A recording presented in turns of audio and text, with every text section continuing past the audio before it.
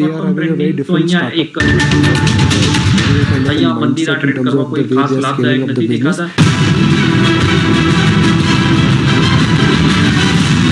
Index की आप बात करें 18,100 के तो ऊपर है आप, लेकिन 18,200 अब एक रेजिस्टेंस के तौर पर भी आपको दिखाई दे रहा है. तो क्या ये रेंज का कारोबार है सकता है? वीकली एक्सपायरी बस एक दिन और दूर. ऐसे में रिलायंस से आज कोई सपोर्ट नहीं है, बड़े बैंक से सपोर्ट नहीं है. Good afternoon Mansi, good afternoon Ajay. सुबह तो हम इस नोट पर छोड़ के गए थे, देखते हैं सेकंड हाफ में क्या होगा. बाजार ज्यादा नहीं वहां से हिला, लेकिन पोजिशनिंग बिल्कुल बदल गई. आईटी देखिए आ गया, बैंक देखिए लोन का जो लॉन्ग पोजीशन थी वो एक बार वो गले में आ गई थी. ये बाजार करता है हमेशा. लेकिन मैं आपको बता दूं कि 17,800 वाला 18,250 450 पॉइंट का 7 दिन में आपको अप मूव मिला है. तो ये तो आना ही था रेजिस्टेंस के आसपास, और एग्जैक्टली वैसा ही हुआ है. तो ये वन साइड चलने वाला बाजार नहीं है. करीब 12:30 बजे के आसपास एक बार को जब बाजार घूमा नीचे की तरफ विदाउट एनी कोई भी सपोर्ट नहीं दिख रहा, तो सारी लॉन्ग पोजीशन एक बार गले में आ गई थी लोगों के, और लोगों को लगा अरे ये तो लॉन्ग ट्रैप तो नहीं हो गया. लेकिन ऐसा हुआ नहीं, थैंकफुली. छोटी मोटी प्रॉफिट टेकिंग आई होगी, लेकिन आज बाजार में कॉम्बिनेशन देखिए आपको इंश्योरेंस के बड़े स्टॉक्स आज वापस आ गए. HDFC लाइफ अब इंडेक्स का पार्ट है. लोग भूल गए, इतना ज्यादा ट्रेड भी नहीं करते. और सारे insurance, max financials, SBI life, HDFC life, सबने बाजार में पकड़ के रखा, और IT ने पकड़ के रखा. परफॉर्मिंग वही है इनफैक्ट. एग्जैक्टली. दूसरी बात ये कि रिलायंस के पार्टिसिपेशन के बिना भी और आपको बाजार आज मजबूत नजर आ रहा है. ये जो जोन है ना, ये एक कंजेशन जोन है 18,250 के आसपास वाला. ये क्रॉस होगा तभी हम आगे जा सकते हैं, वरना हम एक अपर रेजिस्टेंस के आसपास इस समय आ गए. ये बात तो एकदम सही है, लेकिन मुझे दिक्कत नहीं लग रही बाजार में. ब्रॉडर मार्केट बहुत एक्टिव है. ये कहना सही होगा कि मजबूती या सपोर्ट जो है बैंक निफ्टी की तरफ से ज्यादा आ रही है, क्योंकि आउट परफॉर्मेंस कह सकते हैं डे हाई बैंक निफ्टी 12 में से 10 स्टॉक्स परफॉर्म ही कर रहे हैं. देखिए उसका, और ये तब हो रहा है मानसी जब ICICI बैंक पार्टिसिपेट नहीं कर रहा. आज ICICI बैंक नीचे है, लेकिन फिर भी बैंक निफ्टी ने रिबाउंड कर लिया, क्योंकि HDFC बैंक आज बहुत अच्छा चल रहा है. तो आप स्टॉक पकड़िए सही. और मैं आपको बता दूं 14 तारीख में आपको बार बार बता रहा हूँ HDFC बैंक का रिजल्ट है 10 दिन से. तो ये बाय ऑन डिप का कैंडिडेट बनता चला जा रहा है. अगर आप देखिए आज भी HDFC बैंक में वो डिप बाय हो गई. सेम IT डेज है की तरफ वापस आ गया, पूरा घूम गया था फिर रिकवर हो गया. हमारे साथ आज जो हमारे गेस्ट आए हैं वो स्पेसिफिक स्टॉक्स के ऊपर और सेक्टर्स में बहुत कड़ी नजर रखते हैं, क्योंकि वो रिसर्च बैकग्राउंड के हैं. वो है नवीन कुलकर्णी, CIO एक्सिस सिक्योरिटीज के. अब तो उनका PMS की देखभाल करते हैं, लेकिन इनका दिल आज भी एक रिसर्च एनालिस्ट का है, इसलिए बहुत पैनी नजर स्टॉक्स और सेक्टर्स पे होती है. नवीन, क्यों मैंने आपका परिचय सही दिया कि गलत? बिल्कुल सही दिया है. नवीन ये बताइए, इस समय बाजार की नजर है IT सेक्टर पे. एक तरफ एक्सेंचर और HCL टेक की कमेंट्री ने बाजार को डराया, लेकिन वहीं 2100-2200 वाला इन्फोसिस आपको 1500 में मिल रहा है. 30-40%, 25% डिपेंडिंग ऑन विच स्टॉक अच्छा करेक्शन आ गया है. क्या ये प्राइस्ड इन है कमेंट्री, या ये वैल्यूएशन अच्छे जोन में आ गए, या आपको इंटरेस्ट नहीं है उस एरिया में? देखिए, जहाँ तक IT सेक्टर का वैल्यूएशन का अगर सवाल है, तो अभी भी IT सेक्टर का ओवरऑल वैल्यूएशन जो है वो एक स्टैंडर्ड डिविएशन और इट्स लॉन्ग टर्म मीन के ऊपर ही ट्रेड कर रहा है. तो वैल्यूएशन जो पीक लेवल से तो कम हुआ है, लेकिन ऐसा नहीं कि बहुत सस्ता हुआ है. एक तो ये है.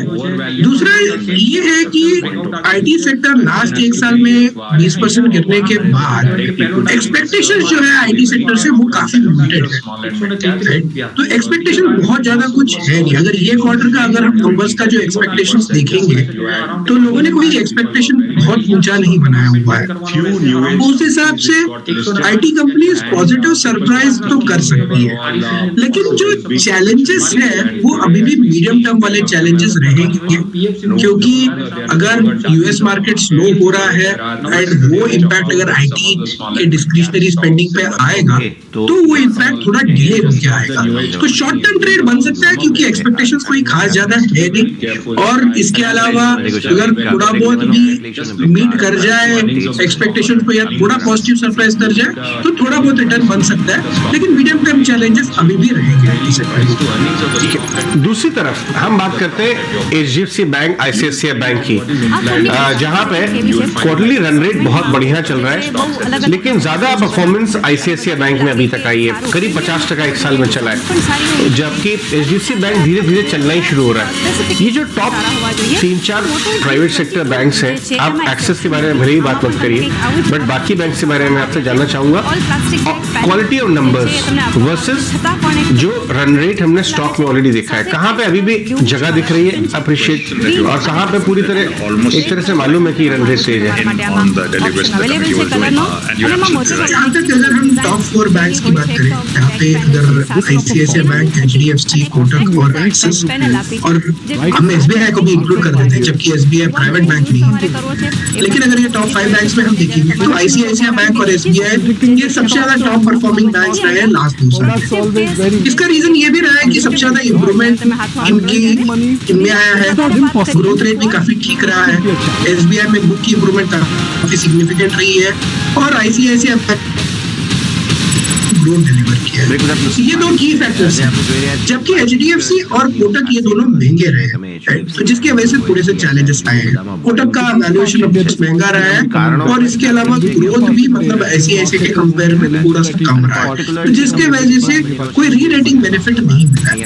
तो ICICI बैंक का सबसे जो स्ट्रॉन्ग पॉइंट रहा है वो consistency, every quarter consistently deliver करता है, और लास्ट आप अगर देखेंगे लास्ट 16 क्वार्टर देखेंगे, ऐसा कोई भी क्वार्टर नहीं रहा है जहां पे ICICI बैंक, जिसके वजह से इसका वैल्यूएशन प्रीमियम बढ़ता गया।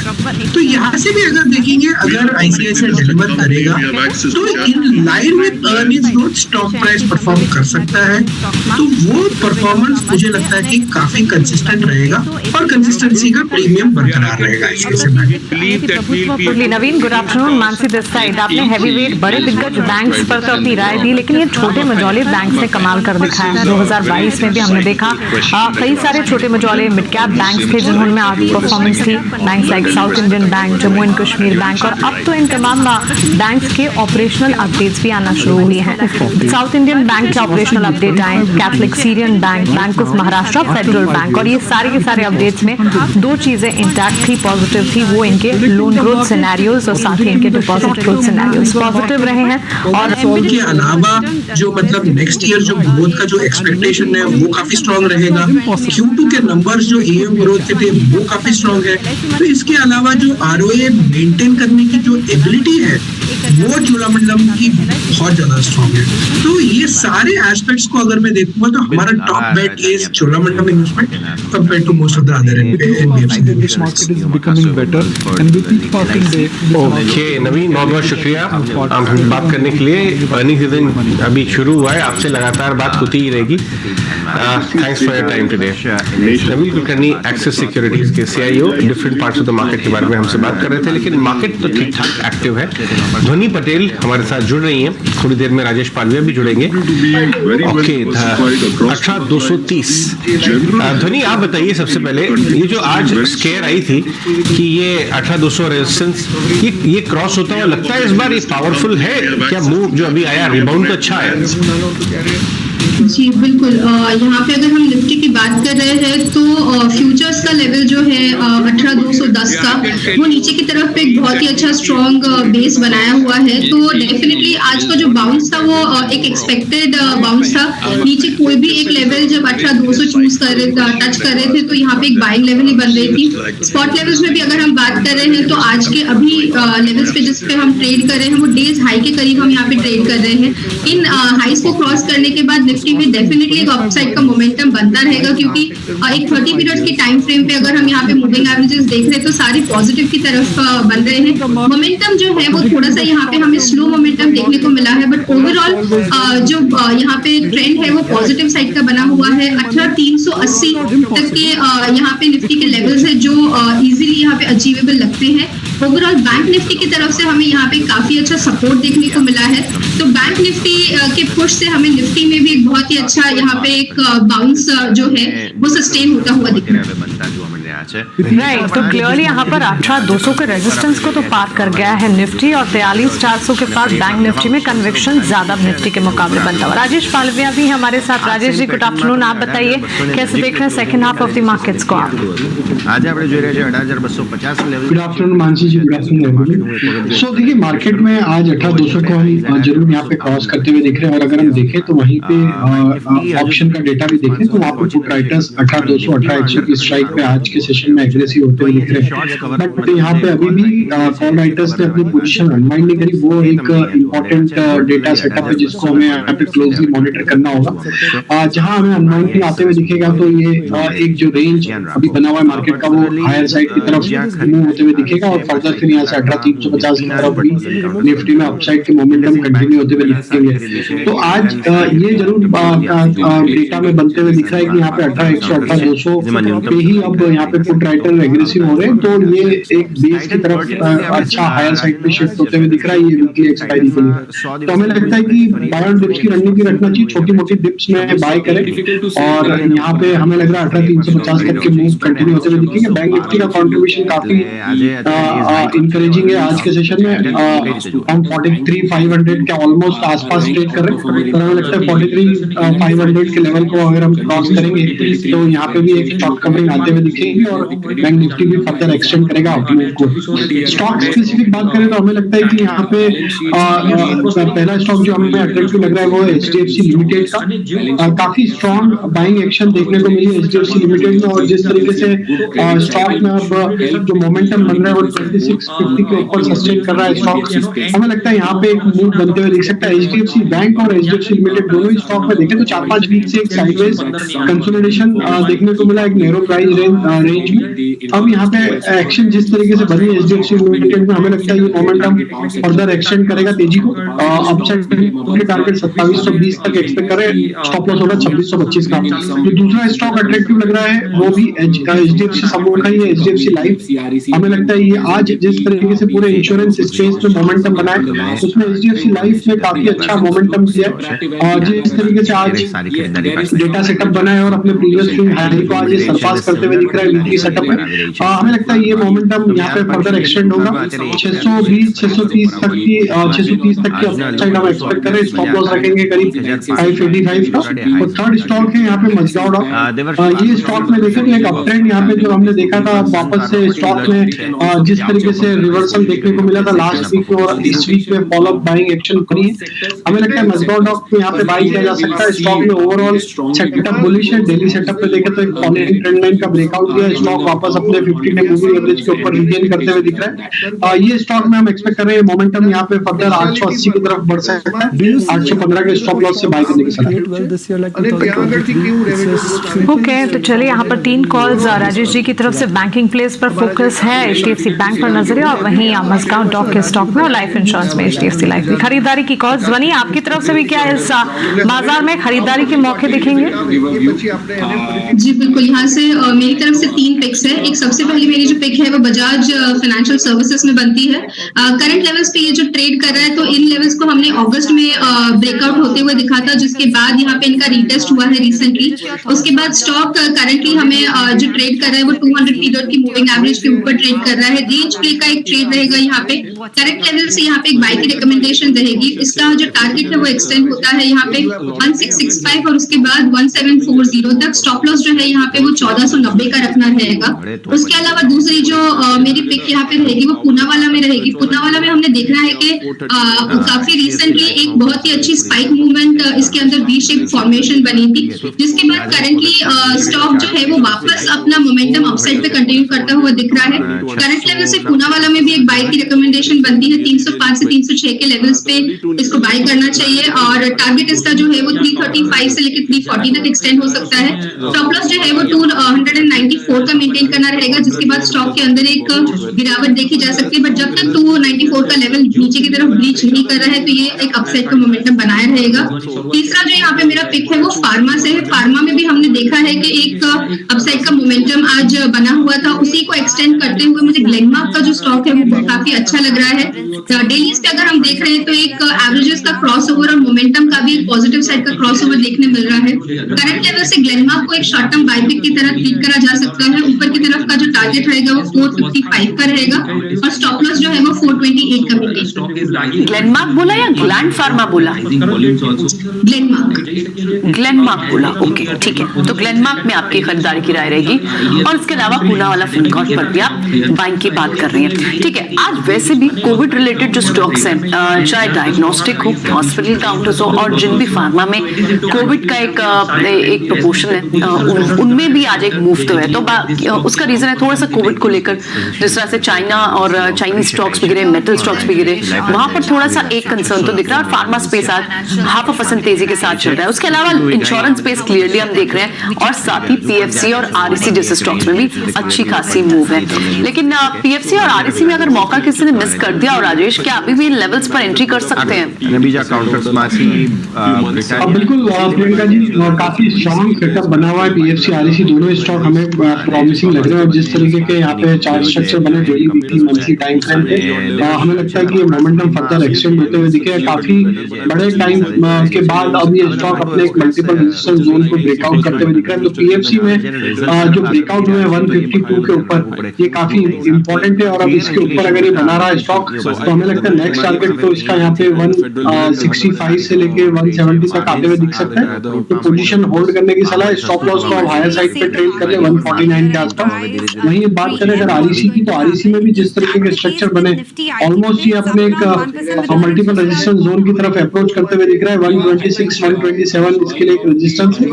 जैसे ही वहां पे ब्रेकआउट बनेंगे तो ये स्टॉक के जो नेक्स्ट रेंज खुलती है वो हायर साइड की, वो करीब 145, 150 की तरफ ये स्टॉक को लेके जा सकती है। तो यहाँ पे भी जिस तरीके के स्ट्रक्चर है, यहाँ पे भी होल्ड रखने की भी सलाह रहेगी। स्टॉप लॉस को 118 के आसपास ट्रेड कर ले। कुछ मिड कैप इंटरेस्टिंग स्टॉक्स में आज काफी अच्छे मूव दिख रहे हैं बड़े दिनों बाद। आप ये दंत कांति टूथब्रश यूज करती हैं क्या ध्वनि? पतंजलि को देखिए, रिलेट करते हैं, कई बार सरप्राइजेस भी है क्योंकि ध्वनि जी की मुस्कुराहट जो है इतनी जबरदस्त है तो मुझे लगा कौन सा टूथपेस्ट आप इस्तेमाल करती है, वहां से शुरुआत की जाए। आज पतंजलि में 3.5% का मूव दिख रहा है। जी बिल्कुल, पतंजलि मिसवाक जो है तो उसका जो स्वाद है उसकी वजह से पतंजलि डेफिनेटली यहाँ पे यूज किया जाता है। तो जहाँ तक स्टॉक की बात कर रहे हैं तो पतंजलि फूड्स की हम यहाँ पे बात करें, बिल्कुल। अब देखिए सारा कारोबार एक ही धंधे में आ गया, चाहे वो च्यवनप्राश हो जिसको खा के अजय जी रोज सुबह ऑफिस आ जाते हैं टाइम पे और हम सबको एक से एक कॉल देते हैं, या फिर दंत कांति टूथब्रश। तो क्या टारगेट लग रहा है? 1200-1300 रुपए क्रॉस कर रहा है, एक बार शायद 1500 का टॉप बनाया था, क्या ये वापस वहां की तैयारी कर रहा है? जी बिल्कुल, यहाँ पे अगर हम पतंजलि फूड्स की बात करें तो चार्ट स्ट्रक्चर इसका काफी एक अट्रैक्टिव अपसाइड का मोमेंटम बनाया हुआ है। ओवरऑल जो इसने एक जोन बनाई थी जिसमें इसका बॉटम फॉर्मेशन बन रहा था 1225 के पास, जो हमें देखने को मिली थी काफी टाइम पहले यहाँ पे दिसंबर के स्टार्ट में। जोन को क्रॉस करता हुआ दिख रहा है छोटे टाइम फ्रेम पे। करंटली जो लेवल्स पे ये ट्रेड कर रहा है तो वहां से डेफिनेटली एक अपसाइड का मोमेंटम फर्दर एक्सटेंड करता हुआ दिख रहा है। ओवरऑल अगर हम डेली चार्ट स्ट्रक्चर की इसमें बात कर रहे हैं तो इसका एक हमें डाउनफॉल देखने को मिला है, जिसके बाद ये मोमेंटम बना है। तो एक शॉर्ट टर्म की यहाँ पे ट्रेड रहेगी जिसमें हम एक्सपेक्ट कर सकते हैं कि यहाँ पे 1280 से 1290 का जो लेवल है वो एक बार एक क्रूशियल लेवल रहेगा। एक बार इन लेवल्स को क्रॉस करता है तो इसके अंदर हम फर्दर एक अपसाइड का मोमेंटम एक्सपेक्ट कर सकते हैं। बट करंटली इन लेवल से हम जिनके पास होल्डिंग है तो मेरी सलाह यही रहेगी कि आप 1290 के पास इसके अंदर प्रॉफिट बुकिंग कर लीजिए। फ्रेश पोजीशंस अगर इनिशिएट करनी हो तो आप 1290 क्रॉस करने का वेट करिए, उसके बाद एक फ्रेश पोजीशन इनिशिएट करी जा सकती है जिसमें आपका रिस्क रिवॉर्ड काफी फेवरेबल रहेगा, क्योंकि वहां से हम एक्सपेक्ट कर सकते हैं कि 1460 तक के टारगेट्स इसके अंदर अचीव होंगे। जरूरी है, अभी हम डिस्कस कर रहे थे कि हमारे कुलीग अंकुर मिश्रा ने बाबा रामदेव को एक जियो कन्वेंशन सेंटर में किसी बहुत बड़े और प्रोग्राम बहुत में मुश्किल से वो बहुत बड़ी भीड़ मुश्किल भाड़ में से घिरते हुए 5,000 इंटरव्यू लोगों किया। के बीच में भाई साहब ने पकड़ लिया और उनसे पूछा कि सेकंड क्वार्टर में क्या हो गया था, मार्जिन आपके भयंकर, तो उन्होंने जाते जाते बता दिया कि टेम्परेरी था, Q3 तक आते आते सब पे कृपा बनी रहेगी, शेयर होल्डर को परेशान होने की जरूरत नहीं है। तो हिंट कर दिया उन्होंने कि शायद वर्स्ट मार्जिन प्रेशर का वो सब जो है सेकंड क्वार्टर में हो गया। टाइम निकल गया है। मैं कोरिलेट नहीं कर रहा हूँ, बट मैं दोनों चीजों को सामने रख रहा हूँ कि Q3 का रिजल्ट आने वाला है, 15-20 दिन है अभी। हाँ। नजर रखिए इस काउंटर पे, चार्ट्स में क्या हो रहा है, धनी ने आपको बता दिया। ये जो है मुनाफे की ध्वनि है, कान में उनको सुनाई दे रही है शायद, स्टॉक मूवमेंट तो पॉजिटिव नजर दिखाई आई दे रहा रही है। है, उस डायरेक्शन में तो जा रहा है। चलिए Let's तो see. नतीजे कहाँ तक, नतीजों के साथ साथ स्टॉक कहाँ मूव होता है, इस पर नजर रहेगी। पतंजलि अब तो डिस्कस किया हमने, इसके अलावा बैंक्स, फाइनेंशियल्स जहाँ चल रहे हैं, एक और स्पेस है जहाँ लगातार एक्शन नजर आ रहा है, वो है infra stocks. NCC, IRB infra, KNR construction, NBCC, ये तमाम स्टॉक्स में अच्छा खासा एक्शन नजर आ रहा है। पीएसपी प्रोजेक्ट्स के स्टॉक को देख लीजिए, ऑर्डर विंस हैं जो कि काफी पॉजिटिव नजर आते हैं। और राजेश जी, अनुमान तो ये भी है कि बजट से ठीक पहले ये कुछ तमाम स्पेसेस हैं जो कि चलते भी हैं, क्योंकि बजट से कई सारे अनुमान या कई सारी एक्सपेक्टेशंस होती है इन स्पेसेस की। इंफ्रा सेक्टर में इन तमाम स्टॉक्स में से क्या कुछ पिक करना चाहेंगे? इनफैक्ट एचसीसी का स्टॉक भी कल अच्छा खासा चल रहा था। सारी स्टॉक्स पे एक अच्छा इंफ्रा स्पेस में एक अच्छा बाइंग का ट्रैक्शन यहाँ पे देखने को मिला, और पिछले वीक में काफी अच्छा मोमेंटम था सारे स्टॉक्स में, और यहाँ पे कैरी फॉरवर्ड होते हुए दिख रहे हैं वो ट्रेड भी। हमें लगता है कि पूरी इंफ्रा स्पेस में अगर हम जाएं और ये सारे स्टॉक्स जो आपने अभी जिक्र किया उसमें अगर हम देखें तो हमें आईआरबी का सेटअप काफी अट्रैक्टिव लग रहा है। जिस तरीके के यहाँ पे सेटअप बने हुए हैं और स्टॉक अपने एक मल्टीपल पोजीशन जोन को यहाँ पे क्रॉस करते हुए दिख रहा है, तो हमें लगता है आईआरबी में एक मोमेंटम यहाँ पे कंटिन्यू रह सकता है, और जो स्टॉक को फिर 345, 350 की तरफ लेके जा सकता है। स्टॉप लॉस यहाँ पे हम रखेंगे करीब 302 रुपए के आसपास।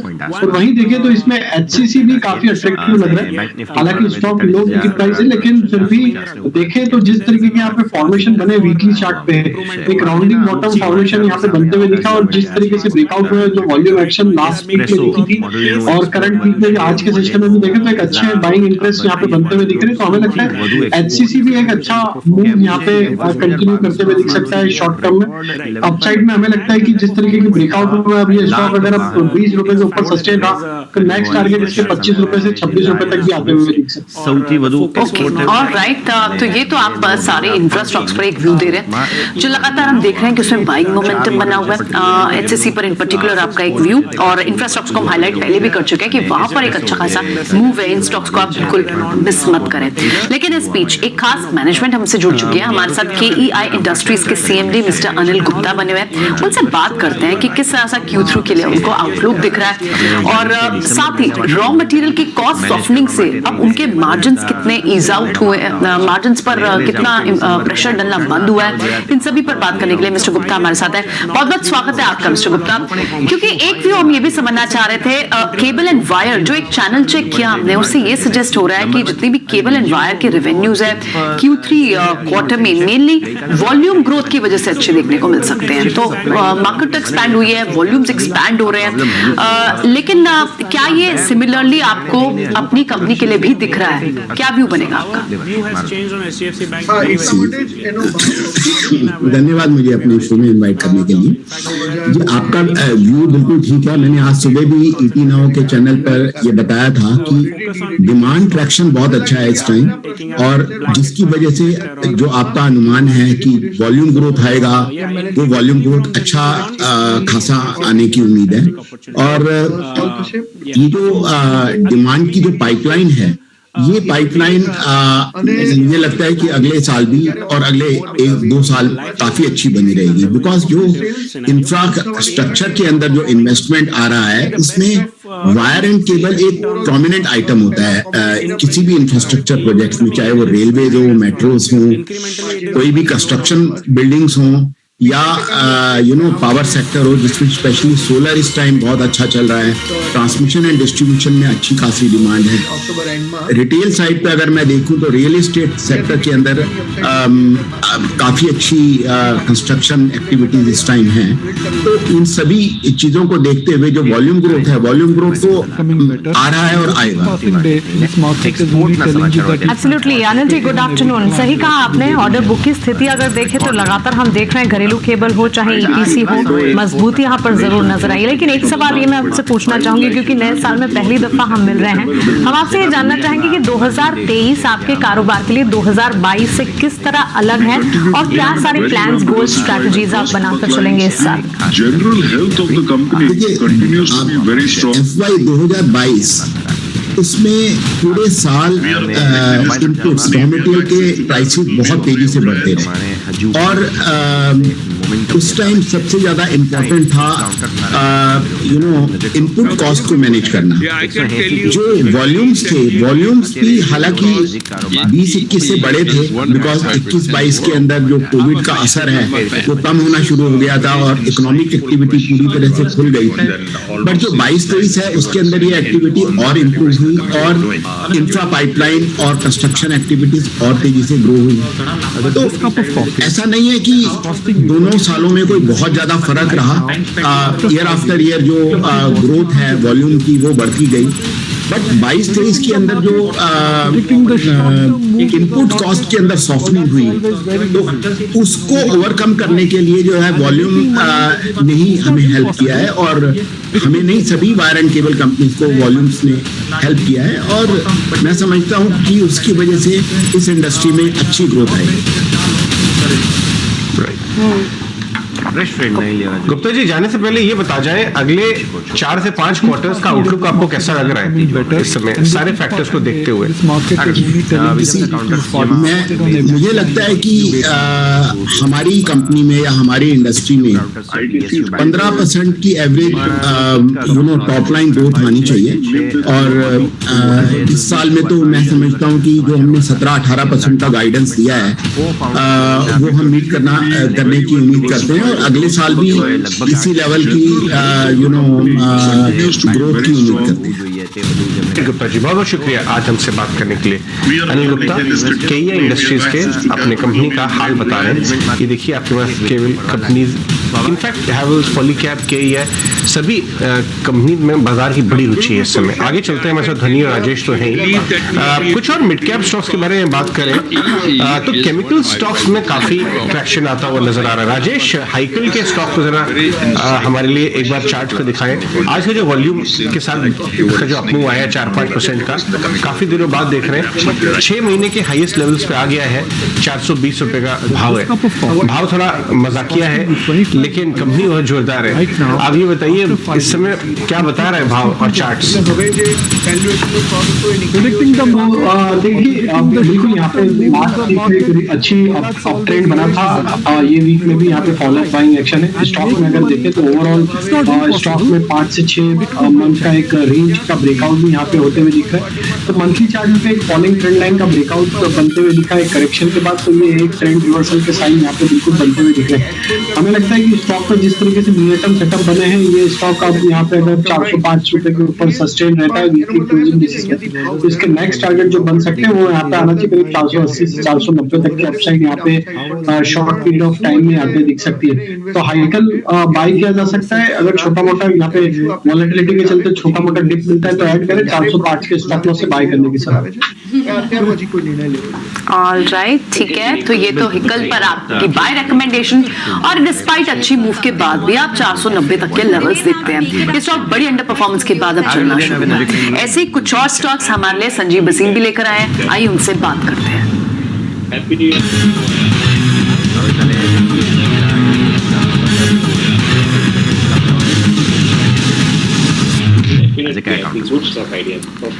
Good afternoon Sanjeev ji. 18,500 का भी इंतजार भी करें और डिसाइसिवली अभी तक तो 18,200 को होल्ड भी किया हुआ है बाजार ने। ऐसे में कौन से और स्पेसेस है जो आप यहाँ से ऐड करेंगे? आज आपकी 2 नई पिक्स हमें याद है, हीरो मोटोकॉर्प भी आपने ऐड की, और अब कोई फ्रेश पिक्स ऐड कर रहे हैं? बैंकिंग, हाँ बिल्कुल। आज देखिए मार्केट में surprise you because of the Dow is headed to new high, is going to be the star of this month. तो मैंने आपको कल भी भी दिलाया था, SBI लाइफ, श्री सीमेंट मंडल ज्यादा ऑप्शन करेंगे तो स्टॉक विल कम आउट से बढ़िया। तो बिल्कुल Mansi ji, happy new year. Happy new year Sanjeev ji, happy new year. ये मेटल्स और इंश्योरेंस आपको कई समय से कह रहा था चलेंगे चलेंगे, देख लीजिए अब आपके तो HDFC life, SBI life, ICICI Pru और बजाज फिनसर्व, ये चारों में बास्केट बना कर लीजिए। नॉट विथ स्टैंडिंग के आज ये एक आउट परफॉर्मर है, लेकिन ये बहुत बढ़िया आगे भी जाके चलेंगे। जी जी, बहुत शुक्रिया आपका हमारे साथ बनने के लिए और अपने स्टॉक स्पेसिफिक का नजरिया अपने ट्रेडिंग आइडियाज हमारे साथ शेयर करने के लिए। तो क्लियरली यहाँ पर रोड एंड इंफ्रा पर फोकस है, इन्फोसिस जैसे स्टॉक्स हैं, विप्रो जैसे स्टॉक्स जो कि संजीव जी के पॉजिटिव रेडार पर आ रहे हैं। उनका ये मानना है कि इन्फोसिस और बजाज फाइनेंस में यहाँ से और ज्यादा तेजी नजर आएगी। लेकिन जहां हम अभी हाइकल की बात कर रहे थे, फार्मा हेल्थ केयर में अच्छा खासा एक्शन है और आज ही के आज अगर हम देखें कुछ तमाम स्टॉक्स जैसे कि डॉक्टर लाल पैथ लैब देख लीजिए, मेट्रोपोलिस हेल्थ केयर देखें, Wockhardt pharma, health care diagnostic focus में तो है ही, ध्वनि metropolis health care, Wockhardt pharma जैसे स्टॉक्स जहां आज मजबूती दिखा रहे हैं। क्या आपको एक वन ऑफ तेजी या कुछ समय के लिए एक अप मूव नजर आ रहे हैं या फिर यहाँ से चार्ट्स भी कुछ ऐसा ही बयां कर रहे हैं? तो यहाँ पे हेल्थ केयर से रिलेटेड हमने फार्मा स्पेस में ऑलरेडी ग्लेनमार्क को एक पिक करा है। उसके बाद मेट्रोपोलिस की जो आप डिस्कशन कर रहे हैं, तो मेट्रोपोलिस भी यहाँ पे एक बहुत ही अच्छा बेस बनाया हुआ है। ओवरऑल स्टॉक नीचे की तरफ में अगर 1270 का जो लेवल यहाँ से बन रहा है वो नीचे क्रॉस नहीं कर रहा है, तो बहुत ही अच्छा एक सपोर्ट फॉर्मेशन वहाँ पे देखने को मिल रहा है।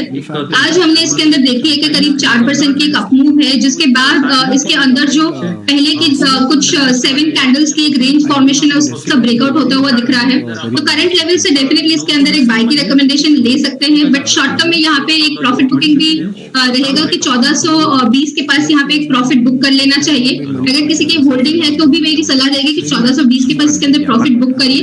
फ्रेश पोजीशंस यहाँ पे अगर हम रिस्क रिवॉर्ड पर्सपेक्टिव से देखते हैं तो जहाँ पे हमें बहुत ही स्ट्रॉन्ग अपमूव इसका देखने को मिलेगा जो 1620 तक एक्सटेंड हो सकता है। तो वो हमें 1420 का जो लेवल मैंने डिस्कस करा उसके बाद हमें यहाँ पे एक 200 पॉइंट का और फर्दर अपसाइड मोमेंटम मिलेगा। तो मेरी करंट लेवल से भी बाय की रिकमेंडेशन रहेगी और आप पोजीशन को एग्रेसिव भी कर सकते हैं 1420 के क्रॉस होने के बाद।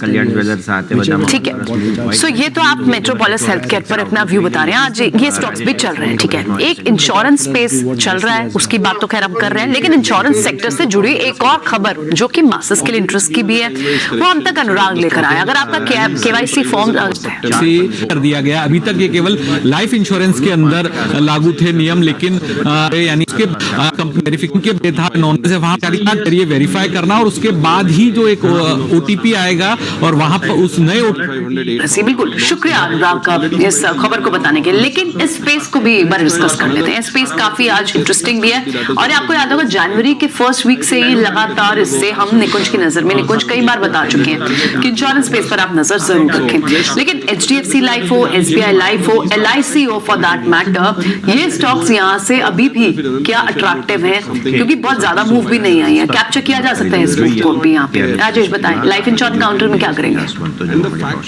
बिल्कुल प्रियंका जी, देखिए शो की शुरुआत में HDFC लाइफ तो हमने ऑलरेडी यहाँ पे रिकमेंड किया और हमें लगता है कि जिस तरीके से बाकी स्टॉक्स में भी मोमेंटम बना है, SBI लाइफ भी यहाँ पे काफी इंटरेस्टिंग लग रहा है।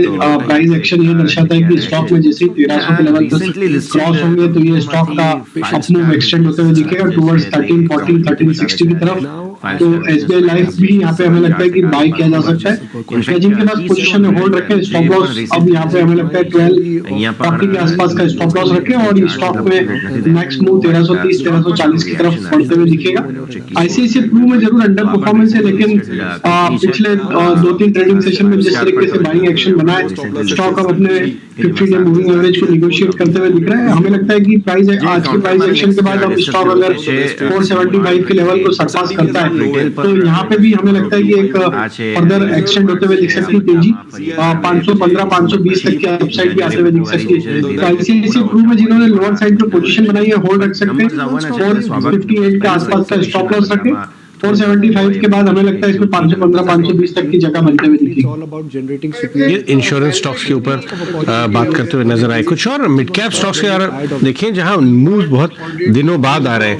वेरेंडा लर्निंग देखिए, रिसेंट आईपीओ है, उन्होंने अभी एक अपना ट्रांजैक्शन टाइम को एक्वायर करने का डिले कर दिया या कैंसिल कर दिया था। इसके बाद स्टॉक करेक्ट हुआ, आज 7-8% ऊपर वापस आता हुआ नजर आ रहा है। जेके शाह को शायद वो खरीदने वाले हैं। वेरेंडा लर्निंग वो स्टॉक लेके आई है। ध्वनि आप जरा चेक करेंगे चार्ट्स पे, क्या वॉल्यूम के साथ काम हुआ है? ये काफी दिन के करेक्टिव मूव के बाद वापस आ रहा है। वेरेंडा डायरेक्टर साहब, VER वेरेंडा, जी हाँ ये स्टॉक है। ध्वनि जी बिल्कुल, यहाँ पे अगर हम वेरेंडा की बात कर रहे हैं, डेलीज पे अगर हम देख रहे हैं तो यहाँ पे काफी कुछ एक चार्ट स्ट्रक्चर ज्यादा कुछ बता नहीं रहा है, इसलिए हम इसको एक स्मॉलर टाइम फ्रेम पे अगर एनालाइज करते हैं तो यहाँ पे एक शॉर्ट टर्म का अपसाइड का मोमेंटम डेफिनेटली बना हुआ है। बट जिस हिसाब से स्टॉक की आज की वोलेटिलिटी देखने को मिली है, जिसके अंदर वॉल्यूम्स का डेफिनेटली एक पार्टिसिपेशन था, एक अपमूव के बाद एक करेक्टिव डाउन मूव भी यहाँ पे विटनेस करने को मिला है, तो इसका फर्दर मोमेंटम जो है वो एक्सटेंड होता हुआ दिखता है। क्या 275 का लेवल इसको एक बार सरपास करने दीजिए, क्योंकि वहां से स्टॉक ने आज के दिन में एक वापस से करेक्शन दी है। एक बार वो लेवल क्रॉस करता है तो हम यहाँ पे इसके अंदर एक बहुत ही पोजिशनली बेट ले सकते हैं, जिसके अंदर हम एक्सपेक्ट कर सकते हैं कि यहाँ से स्टॉक ने जो प्रीवियस हाई बनाए थे यहाँ पे 370 के पास के, वो तक अचीव हो सकते हैं। बट इसके लिए एक थोड़ा सा हमें वेट करना पड़ेगा, क्योंकि जो एक वॉलेटाइल डाउन मूव मिली है उसके अंदर वॉल्यूम्स का पार्टिसिपेशन काफी ज्यादा लग रहा है अपसाइड से, तो 275 के लेवल्स के ऊपर इसके अंदर मेरी एक बाई की रिकमेंडेशन। तो चलिए, वेरेंडा लर्निंग 275 के पहले टारगेट यहाँ से, और इन स्तरों से भी तेजी पिछले 6 महीने में स्टॉक में मूवमेंट है और यहाँ से बढ़त भी दिखेगी। अभी थोड़ी देर पहले हम लाइफ इंश्योरेंस स्टॉक्स को डिस्कस कर रहे थे, और एक और स्टॉक जिसका जिक्र अजय हम करते हैं, हमारे मुनाफे का फंडा सेगमेंट का भी हिस्सा बना हुआ है MFSL। इस स्टॉक में बढ़िया एक्शन दिख रहा है, करीब 4% की तेजी। इसमें एक्चुअली लास्ट वीक 660 का लो बना था, if I am not wrong, और वहां हफ्ते नहीं चला स्टॉक। ये 50-60 लाख शेयर के ब्लॉक्स काफी हुए, और सुनने में ये आया कि अच्छे हाथों में गया ये स्टॉक। मैक्स फाइनेंशियल्स का स्टॉक लेके आई है, मैक्स फाइनेंशियल सर्विसेज। ये देखिए 710 का हाई मारा है आज। राजेश जी, क्या इसे एक हिडन जेम के तौर पर मानना चाहिए, क्योंकि मजबूती हम देख रहे हैं स्टॉक्स का जिक्र वैसे फंडामेंटली भी होता है?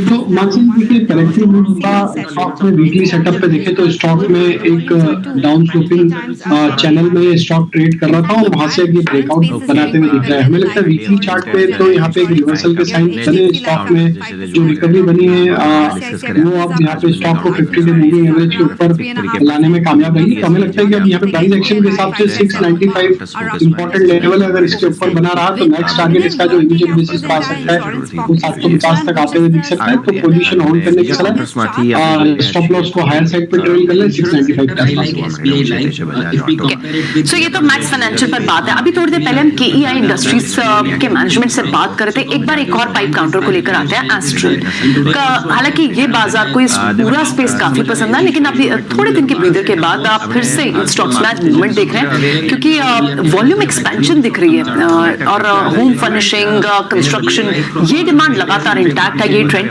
और एस्ट्रल हो, KEI इंडस्ट्रीज हो, सब में एक अच्छी मूव तो आज आपको दिख रही है। क्या एस्ट्रल, पॉलीकैब, ये पूरे स्पेस में कुछ और भी आपकी पिक्स होंगी? आप कहीं और बाइंग मोमेंटम आप देख रहे हैं, एंट्री पॉइंट जहां ले सकते हो ध्वनि?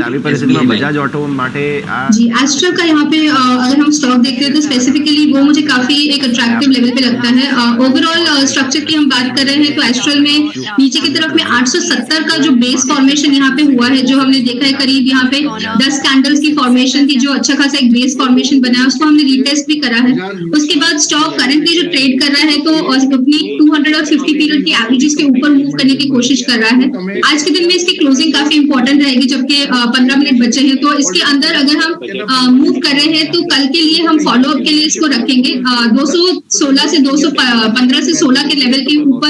अगर ये कल के सेशन में हमें ट्रेड करता हुआ दिख रहा है तो डेफिनेटली इसके अंदर एक बाय कर सकते हैं, पोजिशनल बेट भी कर सकते हैं और शॉर्ट टर्म बेट भी ले सकते हैं। यहाँ पे शॉर्ट टर्म में इसके टारगेट जो है वो 2150 तक एक्सटेंड हो रहे हैं, और पोजिशनली इसका जो वीकली चार्ट हमें सजेस्ट करता है तो 2310 तक के टारगेट्स भी एक्सटेंड हो सकते हैं। और जैसे मैंने कहा, नीचे 1870 का बहुत ही एक स्ट्रॉन्ग बेस फॉर्मेशन हुआ है, तो 1870 को यहाँ पे स्टॉप लॉस लेके चलते हैं। कमाल की स्टोरी एस्ट्रल की, मैं अपने सारे व्यूअर्स को रिकमेंड करूंगा कि एस्ट्रल के प्रमोटर की स्टोरी जो है वो एक बार देखनी जाए।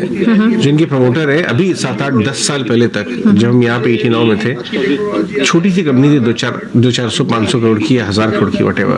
क्या अगर इसका लॉन्ग टर्म चार्ट देखें आप, इतना बड़ा पैसा बनाया है इस कंपनी ने पीवीसी पाइप के स्पेस में, और इतना हार्डवर्क किया है इन्होंने, बहुत बड़ा वैल्यू क्रिएटर है। और अब दूसरी तरफ काफी नए बिजनेस की तरफ जा रहा है, तो ये हाई क्वालिटी कंपनी है। 40x राउंड अबाउट हो गई ये एक्चुअली नीचे से देखेंगे तो 100x है, ये 100 बैगर वाला जब स्टॉक से है। ये इंसेप्शन से हाँ, बहुत बड़ी स्टोरी है ये अपने आप में। एक और कंपनी पे मैं व्यू लेना चाहूंगा राजेश से। इसमें ट्रेड बन रहा है 810 के आसपास, काफी अच्छे पोजीशन लैंड हो रही है भारती में। 862 के आसपास का टॉप बना के स्टॉक 15-20 दिन में नीचे सरक के आ गया 800 के आसपास, वहां सपोर्ट लिया। क्या ये एक अच्छा रिस्क रिवॉर्ड है? देखिए आज सुबह भी हमने इससे बात की थी और हमारे पैनलिस्ट से, मुझे याद नहीं आ रहा किसने बताया था, 810 के आसपास आज सुबह शायद चंदन से बात, शायद चंदन ने, हाँ चंदन तापड़िया ने। इसके अंदर आज दिन भर में आपको 10 रुपए मिल गए। 805 का लो बना के इस समय 818-20 पे है। क्या लगता है इस पे ये 862 के लेवल पे वापस जा सकता है क्या राजेश? ये लेना चाहिए इस भाव पे? जी देखिए, तो काफी समय से स्टॉक में हमने देखा है कि 840-850 की रेंज पे जाके स्टॉक अटकता है और वहां से करेक्शन यहाँ पे जरूर बनता है, लेकिन स्टॉक का ओवरऑल स्ट्रक्चर पॉजिटिव है। लो बीटा कैटेगरी में अभी ये स्टॉक ट्रेड करते हुए दिखता है। हमें लगता है कि यहाँ पे एक प्राइस एक्शन थोड़ा म्यूटेड ही है काफी समय से, लेकिन यहाँ पे एक अपॉर्चुनिटी जरूर बनी, क्योंकि स्टॉक ने लॉन्ग टर्म चार्ट पे ऑलरेडी ब्रेकआउट यहाँ पे पिछले कुछ महीनों में ऑलरेडी बनाए हुए और उसके ऊपर ही कंटिन्यूस बेसिस पे सस्टेन करते हुए दिख रहा है। हमें लगता है जिस तरीके के लॉन्ग टर्म चार्ट पे यहाँ पे ब्रेकआउट ऑलरेडी बने हुए और इंटेक्ट है, तो ये स्टॉक सूनर और लेटर जरूर एक अच्छा मूव यहाँ पे बनाते हुए दिखेगा। हम यहाँ पे लॉन्ग टर्म के टारगेट तो इसमें 950,000 तक के एक्सपेक्ट करें। पॉइंट ऑफ व्यू से हमें लगता है कि छोटी मोटी डिफरेंस पे ऐड ही करना चाहिए। और यहाँ पे जो स्टॉप लॉस है इसके करीब वो 775 रुपए के आसपास के स्टॉप लॉस है, वो लेवल जब तक होल्ड है हमें लगता है छोटी मोटी गिरावट में इसको ऐड करें। अपसाइड में 840 पहला टारगेट है, वो लेवल निकलने के बाद स्टॉक में 900 प्लस तक के टारगेट भी बहुत जल्द आते हुए दिखेंगे। बट अभी लगता है, हमें लगता है कि स्लो मूवर रहेगा। 840 तक इसकी चाल थोड़ी स्लो रहेगी। 840 के बाद स्टॉक में एक अच्छी तेजी शॉर्ट पीरियड ऑफ टाइम में ही देखने को मिल सकती है। चलिए, टेलीकॉम प्लेस में भारतीय एयरटेल में आप कह सकते हैं कि मजबूती डेवलप भी हो रही है और पिछले कुछ दिनों में हमने देखा है टेलीकॉम प्लेस में पर्टिकुलरली भारतीय एयरटेल को कुछ रिपोर्ट्स भी पॉजिटिव आई हैं। लेकिन ऑयल मार्केटिंग कंपनियों पर एक बार फोकस करते हैं, क्योंकि ऑयल मार्केटिंग कंपनियों को तेल बिक्री से जो नुकसान हो रहा है उस नुकसान की भरपाई के लिए उन्होंने ऑयल मिनिस्ट्री से गुहार लगाई है। एलपीजी बिक्री में नुकसान की भरपाई के लिए 22,000 करोड़ मिलने के बाद पेट्रोलियम मंत्रालय ने पेट्रोल डीजल बिक्री के घाटे की भरपाई के लिए करीब 50 से 55,000 करोड़ की मांग की है। क्या है ये खबर, क्या मांग की गई है और कहां तक ये पूरी की पूरी बात पहुंचती हुई दिखी है, इसकी डिटेल्स जानते हैं। सारी डिटेल्स लेकर हमारे सहयोगी प्रकाश प्रियदर्शी हमारे साथ जुड़ गए हैं। प्रकाश, बताएं ऑयल मार्केटिंग कंपनीज को कितना नुकसान हुआ है, उसकी भरपाई कैसे होने वाली है? देखिए, सूत्रों के हवाले से हमें एक्सक्लूसिव जानकारी मिल रही है कि पेट्रोलियम मंत्रालय ने ऑयल मार्केटिंग कंपनीज की राहत के लिए वित्त मंत्रालय से करीब 50 से 55,000 करोड़ रुपए के मुआवजे की मांग की है। सूत्र हमें बता रहे हैं कि ये जो कॉम्पनसेशन की राशि जिसकी मांग की गई है वो दरअसल इसलिए है कि ऑयल मार्केटिंग कंपनियां जो हैं मार्केट रेट से नीचे पेट्रोल एंड डीजल की बिक्री कर रही थी पिछले कुछ समय से, जिसकी वजह से उन्हें काफी घाटा उठाना पड़ रहा है। जो उनकी अंडर रिकवरी है वो काफी ज्यादा है। इसको ध्यान में रखते हुए पेट्रोलियम मंत्रालय ने यह प्रस्ताव तैयार किया है और वित्त मंत्रालय को भेजा है। सूत्र हमें बता रहे हैं कि वित्त मंत्रालय अभी इस प्रस्ताव की समीक्षा कर रही है। सोर्स हमें यह भी बता रहे हैं कि पिछले 18 महीने के दौरान ऑयल मार्केटिंग कंपनीज को जो अंडर रिकवरी का सामना करना पड़ा है उसके अगेंस्ट में जो घाटा हुआ है वो सिर्फ उसी अमाउंट को मुआवजे के तौर पे ये प्रस्ताव बनाकर वित्त मंत्रालय को भेजा गया है, जो कि रकम 50 से 55,000 करोड़ रुपए के आसपास आती है।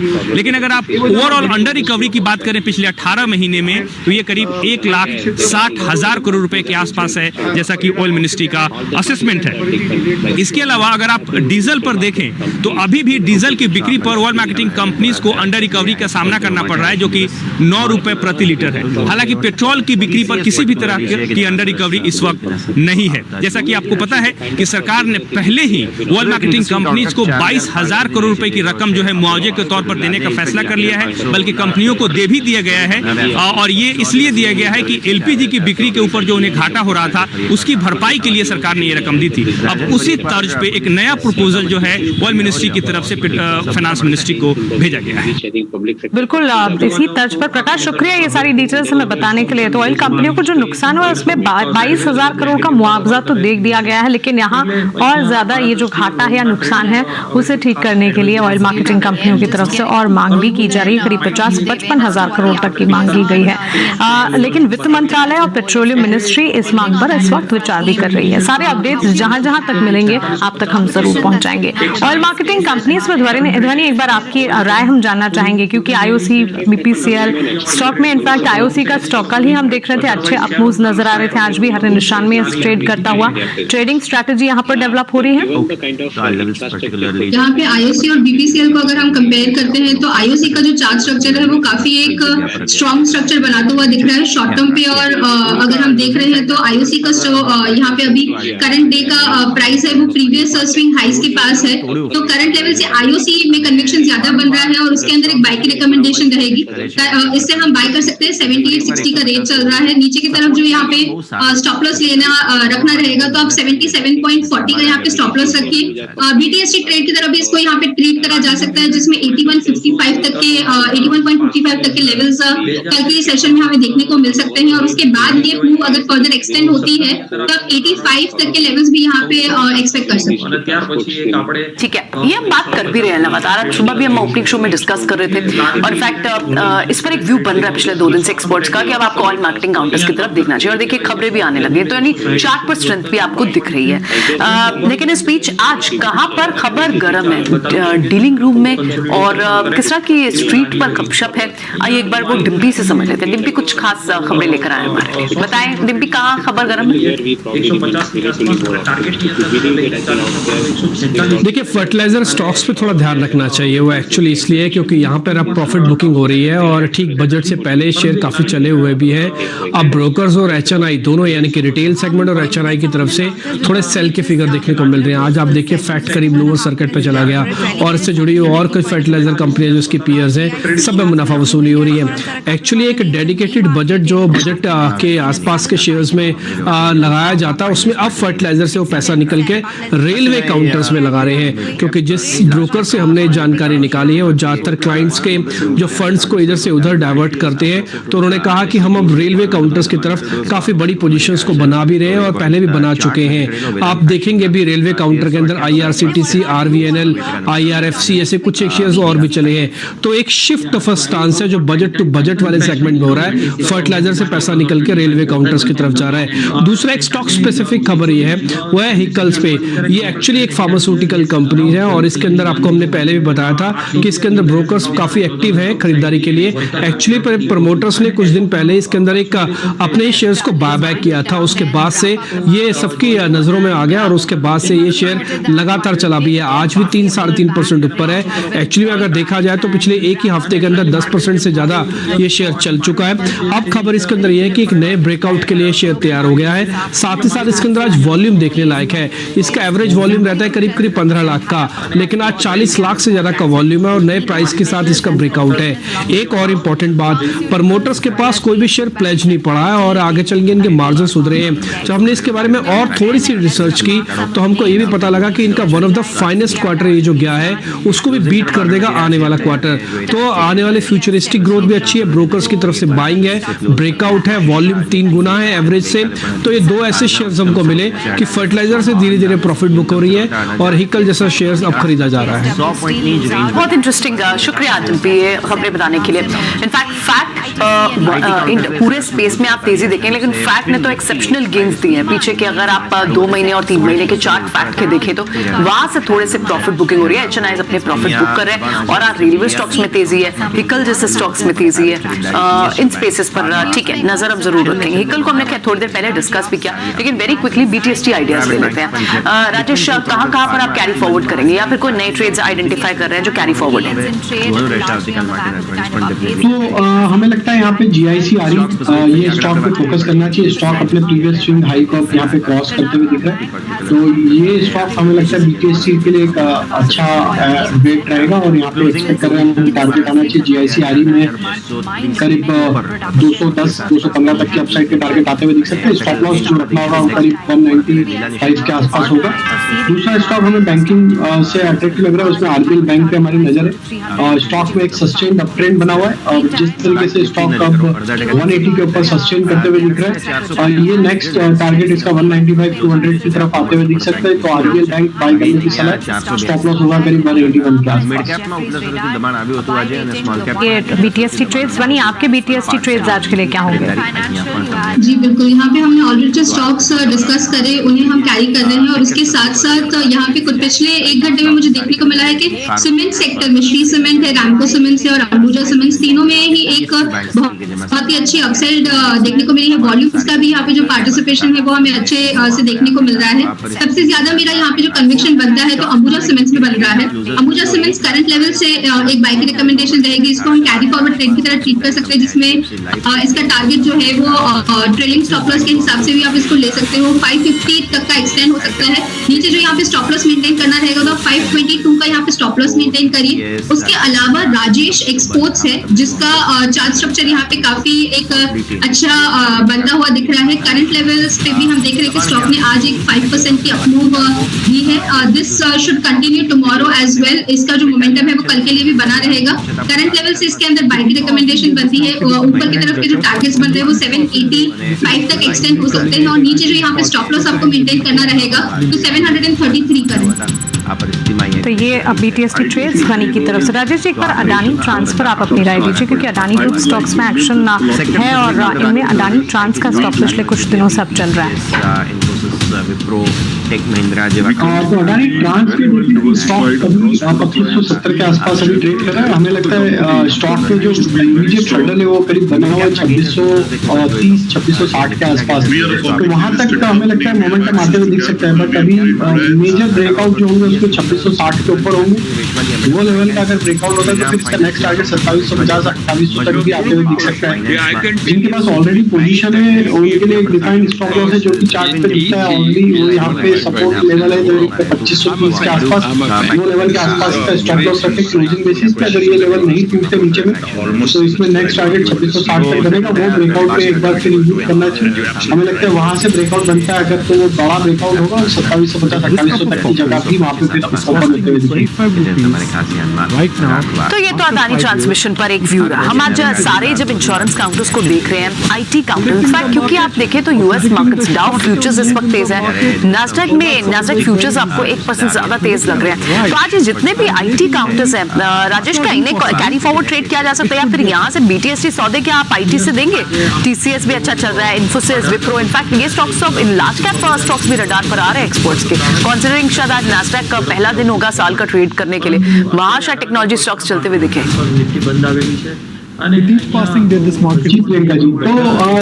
IT में देखें तो मिड कैप IT तो एक अच्छा मोमेंटम दिखा रहे हैं आज के सेशन में और लार्ज कैप IT में भी थोड़ा यहाँ पे देखें तो एक बाइंग इंटरेस्ट जरूर बना है। तो हमें लगता है कि कैरी किया जा सकता है, लेकिन हमारी चॉइस अभी भी यहाँ पे मिड कैप IT होगी। कोफोर्ज हमें काफी अट्रैक्टिव लग रहा है, प्राइस एक्शन काफी इंकरेजिंग है, स्टॉक अपने सारे इंपॉर्टेंट मूविंग एवरेजेस के ऊपर सस्टेन कर रहा है। कोफोर्ज हम यहाँ पे सलाह देंगे कैरी किया जा सकता है। अपसाइड में हमें लग रहा है 4100 तक की जगह यहाँ पे बनते हुए दिख रही है। स्टॉक में यहाँ पे स्टॉप लॉस जो रखना होगा करीब वो होगा 3990 के आसपास। और यहाँ पे अगर हम देखें लार्ज के स्टॉक्स में तो TCS को यहाँ पे फोकस में रखा जा सकता है। वो स्टॉक में एक रेंज का ब्रेकआउट डेली चार्ट पे बनते हुए दिख रहा है। स्टॉक आज 20-50 डे मूविंग एवरेज को क्रॉस करते ऊपर क्लोज करते हुए दिख रहा है। तो TCS हमें लगता है कि एक स्ट्रेंथ कंटिन्यू कर सकता है।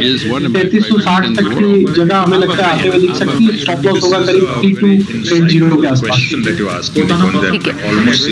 सो निफ्टी में फिलहाल आप बढ़ने वाले कुछ काउंटर्स भी देख रहे हैं। ये आपको व्यू एक राजेश अपना IT पैक पर बता रहे थे, लेकिन जाते जाते जिस तरह की तेजी हमें इंश्योरेंस काउंटर्स IT स्टॉक्स में दिख रही है, जाहिर तौर पर आज BTST सौदे यहाँ से लेने वाले बन सकते हैं। और साथ ही finance power finance counters, power transmission counters, इनमें भी अच्छी खासी तेजी है। आज दिन भर कैसा एक्शन रहा, एक बार मानसी से आइए समझ लेते हैं। बिल्कुल, तो बाजार दिन भर स्टॉक स्पेसिफिक मूव्स को लगातार दिखाता रहा। बीच में ड्यूरिंग मिड मार्केट हमने एक सिचुएशन वैसे भी देखी जहां पर बाजार में एक सडन डाउनफॉल नजर आया, लेकिन उसके बाद बाजार ने अपने आप को काफी अच्छे तरीके से संभाला और हमने देखा कि मिड कैप हो चाहे स्मॉल कैप स्पेस हो और खासतौर से बैंक निफ्टी, क्योंकि बैंक निफ्टी में 43,450 के इर्द गिर्द ट्रेड्स भी नजर आए। अब आइए क्विकली निफ्टी के गेनर्स यानी कि कौन से स्टॉक्स थे जो कि सबसे ज्यादा कंट्रीब्यूट कर रहे थे इस तेजी के पीछे, उस पर नजर डालते हैं। Axis bank, TCS, HDFC twins और HDFC लाइफ। देखिए लाइफ इंश्योरेंस प्लेज में अच्छी खासी मजबूती के साथ हमने ट्रेड्स देखे और साथ ही यहाँ पर TCS जैसे स्टॉक्स भी थे जहाँ पर अच्छा एक्शन। नतीजों से ठीक पहले IT स्पेस है जो कि इस वक्त रेडार पर आ रहा है और यहाँ पर लगातार एक्शन बिल्डअप होता हुआ आप देख रहे हैं। कई सारे ब्रोकरेज हाउसेस के रिपोर्ट्स भी यहाँ पर आते हुए। गेनिंग मोमेंटम के सामने गिरावट कहाँ पर हावी हो रही थी? आज रिलायंस के काउंटर ने बाजार को नहीं संभाला। बिकवाली का दबाव रिलायंस की तरफ से आता हुआ दिखा। वहीं इन्फोसिस, ITC, M&M और HUL जैसे प्लेस भी थे जहां पर बिकवाली का दबाव लाल निशान के साथ आज के सत्र में गिरावट जो है हावी होती हुई दिखी। मिड कैप में कई सारे स्टॉक्स थे जहां पर हमने देखा बैंकिंग स्पेस इन पर्टिकुलर, क्योंकि ऑपरेशनल अपडेट बैंकिंग सेक्टर के आते हुए दिखे और उसके बाद मिड कैप बैंकिंग स्टॉक्स में अच्छा खासा action. South Indian bank, Catholic Syrian bank, federal bank, bank of Maharashtra जैसे मिड कैप बेस्ड बैंक्स थे जो कि अच्छा खासा एक्शन दिखा रहे थे, क्योंकि लोन ग्रोथ और डिपॉजिट ग्रोथ जो कि इनके ऑपरेशनल अपडेट्स थे उनमें काफी मजबूत आते हुए दिखे। इंश्योरेंस प्लेज में HDFC लाइफ के साथ साथ मैक्स फाइनेंशियल सर्विसेज का स्टॉक भी आज चल गया। वहीं ICICI लोम्बार्ड और ICICI प्रूडेंशियल में भी अच्छी खासी मजबूती के बीच ही ट्रेड्स हमने देखे। ऑयल मार्केटिंग कंपनियों में कुछ देर पहले ही हमने आपको एक खबर बताई कि ऑयल मार्केटिंग कंपनियों को जितनी सेल्स में नुकसान होते हुए दिखे उनके नुकसान के सामने ऑयल मिनिस्ट्री की तरफ से भरपाई की जा रही है। कुछ अमाउंट दे दिया गया है और कुछ अमाउंट जो उसकी मांग अब भी ऑयल मार्केटिंग कंपनियां कर रही हैं, लेकिन जो ताज़ा भरपाई की खबरें आई उससे ऑयल मार्केटिंग स्टॉक्स जैसे कि IOC, BPCL, HPCL भी चल गए। तो इन स्टॉक्स में भी अच्छा खासा एक्शन था। अंत में फार्मा और हेल्थ केयर जैसे कि हाइकर, मेट्रोपोलिस जैसे स्टॉक्स, वोकहार्ट फार्मा, डॉक्टर लाल पैथ लैब में अच्छा एक्शन हमने देखा। All in all stock specific moves थे, कई सारे स्टॉक्स थे जो कि अच्छा एक्शन दिखा रहे थे। इंडेक्स ने एक समय गिरावट झेली, लेकिन उसके ठीक बाद इंडेक्स ने भी अपने आप को संभाला और फाइनल क्लोजिंग फिगर्स आपके टीवी स्क्रीन पर 61,300 के बिल्कुल नजदीक। सेंसेक्स में करीब 126 अंकों की मजबूती, निफ्टी में अच्छा 200 के पार, हल्की सी सही लेकिन तेजी और बैंक निफ्टी की आउट परफॉर्मेंस आज दिन भर जारी रही। और बैंक निफ्टी के मूवमेंट अगर देखें आज दिन भर अच्छा एक्शन। एडवांसेस 1192 के सामने में 1883 डिक्लाइन। तो क्लियरली बाजार का अंडरटोन आज भी बुलिश रहा। लगातार दूसरा ट्रेडिंग सेशन 2023 का जहां पर एक्शन दिखा।